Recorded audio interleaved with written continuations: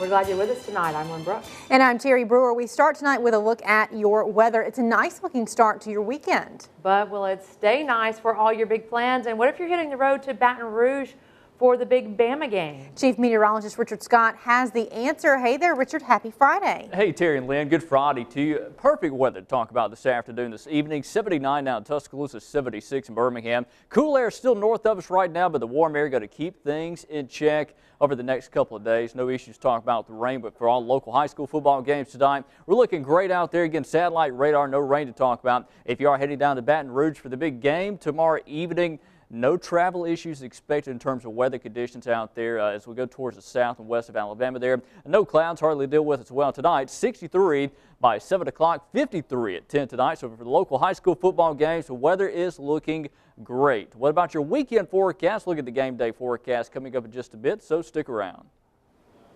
Well, it's been a little more than 24 hours since the University of Alabama announced Dr. Judy Bonner as the new president of the university. Dr. Bonner began her first full day as president at the Board of Trustees meeting this morning in Tuscaloosa. State funding for the upcoming school year took the spotlight at this morning's meeting. The Board of Trustees approved the annual request for state funding in the amount of $611 million. This is for all 3 University of Alabama campuses and the health system. According to Vice Chancellor of Financial Affairs Ray Hayes, the system has not received this amount since 2008, and he would like to see the system receive this amount again.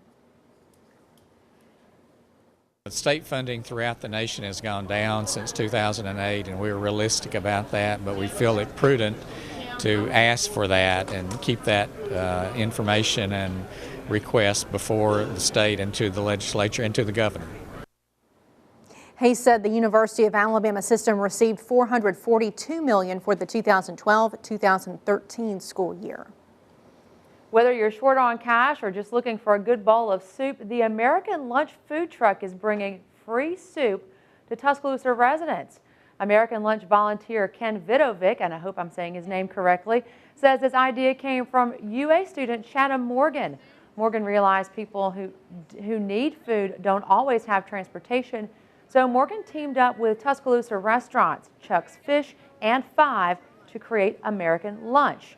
Vidovic says American Lunch serves soup, bread, and sweet tea or water 5 days a week, and says everything truly is free, but many people don't believe it. Patrons of American Lunch say it really is a big help for those who need it. From what I've seen, there are a lot of people that have to walk, like community soup bowl or ride a bicycle. So with this going around to other parts of town, from the west side to the east side, helps a lot. A lot of people are real surprised. They say, no, what is the catch? And I say, there is no catch, it's free. They're like, you're kidding me. And I said, no. American Lunch is open from 11 a.m. until 1 p.m. at various locations all around Tuscaloosa.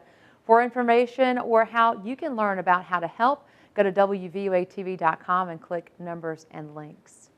Many on the East Coast are still struggling to get by 4 days after Superstorm Sandy. Renee Marsh is in New York with a look at recovery efforts.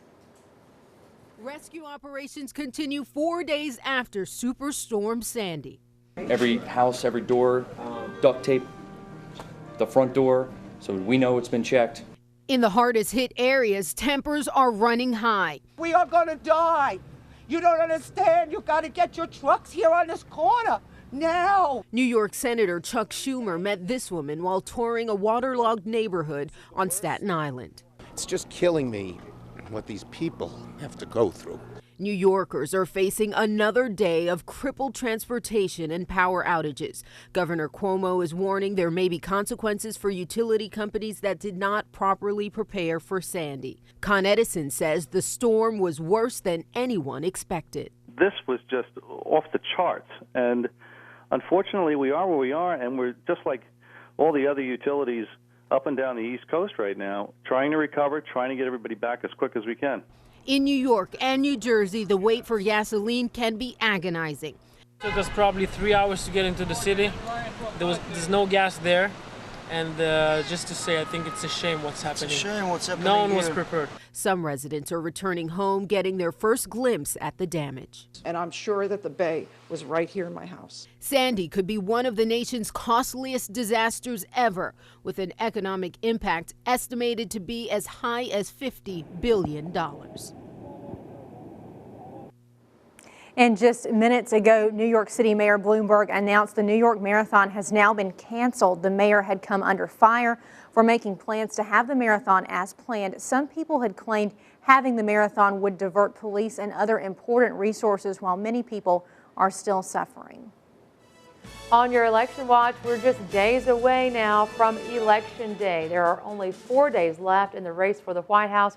Both candidates are busy on the campaign trail this weekend. The highly anticipated October jobs report brought mixed news today. Newly released numbers from the Labor Department show the unemployment rate ticked up to 7.9% last month. That is up from 7.8% back in September. Both candidates spoke out about the economy at their campaign stops today. And today, our businesses have created nearly 5.5 million new jobs. And this morning, we learned that companies hired more workers in October than at any time in the last 8 months. Instead of bridging the divide, he's made it wider. Now, how is it that he's fallen so short of what he promised? In part, it's because he'd never led before. He'd never worked across the aisle before. He never truly understood how jobs are created in the economy. The report also shows the economy added 171,000 jobs last month. Economists surveyed by CNN Money only expected to see 125,000 jobs added.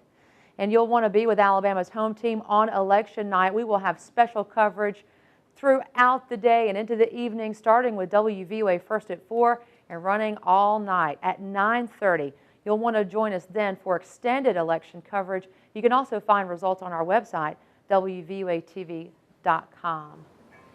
The showdown in Death Valley is about to go down between the Tide and Tigers, getting closer to that big game. Yeah, the Alabama Crimson Tide is about to face off against the LSU Tigers in Baton Rouge. The last time the two teams played was, of course, January 9th in New Orleans. That's when the Tide shut out LSU 21-0, and Bama captured its 14th national championship.